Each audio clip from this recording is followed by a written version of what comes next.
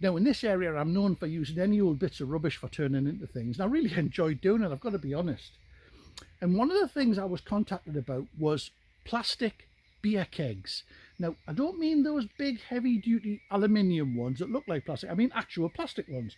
Now there's a number of new beer emporiums or beer shops opening up across the country, and they get their beer delivered to them in 25-litre barrels. They're small barrels. They're made of plastic and they pressurise these barrels and the beer comes out. Now my local shop here where I am, he can recycle these, but he has to drive, get this, 220-mile round trip to recycle the barrels. 220 mile to deliver a dozen plastic barrels to a recycle centre that'll take them. So he asked me if I could do anything with them. Well, let's have a look at them first. So here they are. They come in all shapes and sizes. These are the narrow ones. Some are actually silvered, some are black, some are clear. So they come in all different bits. Here's a load that are slightly rounder, a bit squatter, and they're see-through. Well, nearly see-through. They've got a big sign on the inside. They've got a skin round there. But I use these as well. So let me show you what I do with them. Well, now I've had a bit play with them, I use them for absolutely everything. But best of all, I use them for growing stuff in. Let me show you how I do it. Bit of creativity, couple of sharp blades, and a big bucket full of blue peter. Let's have a go. With a simple Stanley knife, other craft knives are available of course, and taking great care, simply cut along the line that's given to you by the inner sleeve. So simply cut along the line, cutting through both layers of the plastic until eventually you come to the end and you take the top off completely. Now don't go throwing the top away.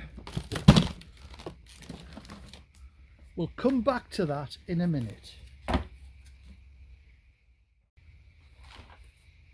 So coming back to this is the bladder that would normally be full of beer, and they pump the air between the walls of the plastic and the beer, and it squeezes the bag and pushes your lovely beer out the top. But if you take this out completely, what you get is this is like blue peter, isn't it?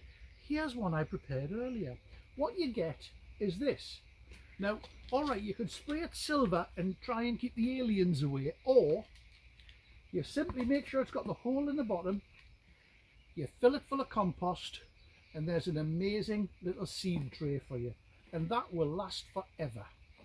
Now, when that's taken off, you're left with this. Now, what surprised me was that inside this is a lining, and if I was going to say if I push hard, but it actually fell out. So you're left here with a 20-litre pot. All right, there's a gap in the bottom, but with a bit of cardboard in the bottom, you can stop the soil falling out. So you fill that up and there's a 20-litre pot. Remember that. What you've got left here, once you take this off, now this is what I think is the real treasure here. You're left with an amazing bell jar cloche. I use these for everything. Once I fill that full of compost and put my seedlings in or my plants in, I simply pop this back inside it, and I've got a small mini greenhouse. Outside in the garden, I put courgettes in, or maras, or anything that's a bit delicate.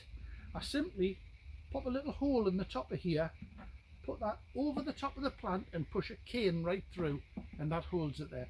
It stops anything getting to your plants, protects them from the lousy weather, and brings them on so quickly.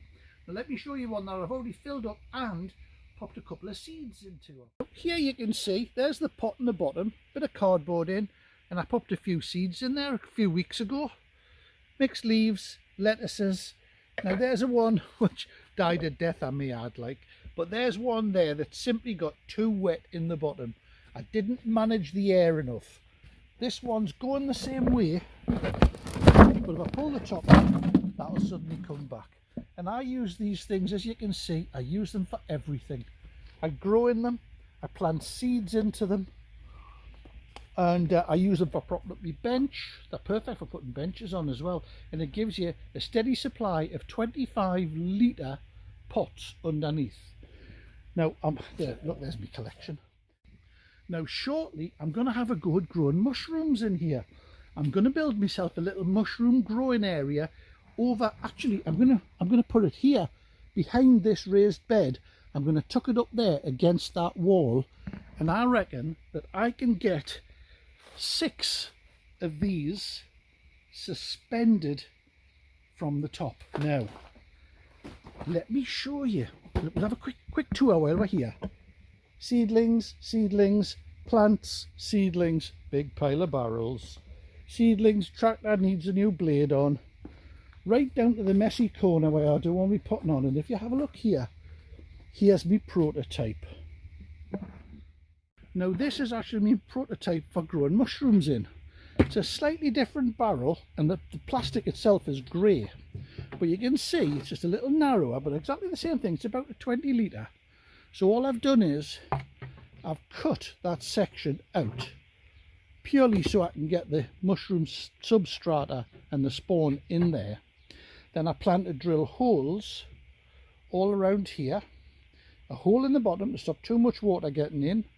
Then with a bit of gaffer tape, I'm going to stick that back on there again to keep the moisture in, and then I'm going to hang that up filled with mushrooms. So this is a bit of an experiment, and it's a watch this space. So there you go, before and after. Now last year I grew tomatoes in these, and I have to say they were absolutely awesome. I could control the moisture, I could control the feed, and there was plenty of depth in there. It's a 23-litre pot, plenty of depth for the roots to go down. I also grew cucumbers, and outdoors I grew courgettes and beans in them. This year I'm thinking of having a go at carrots as well, because they'll be high enough, I reckon, to stay away from the carrot fly. So watch this space. I'll keep you up to date on how it goes and how the plants come along. And there it is with its posh hat on. Now I bet if you try to buy something like that in one of the garden centres, you'd be paying 30 quid each for these at least. And here you can simply recycle them from a bunch of old barrels. There you go. Now you've seen just how easy it is and how versatile those things are, and how they can save you a whole load of money as well. Why not go down to your beer shop, sorry, alcohol emporium, and see what they do with their barrels and see if you can get a few. That is, unless you live in Elgin by me, because I didn't want you nicking all of mine. But anyway, give it a go and let us know how it goes.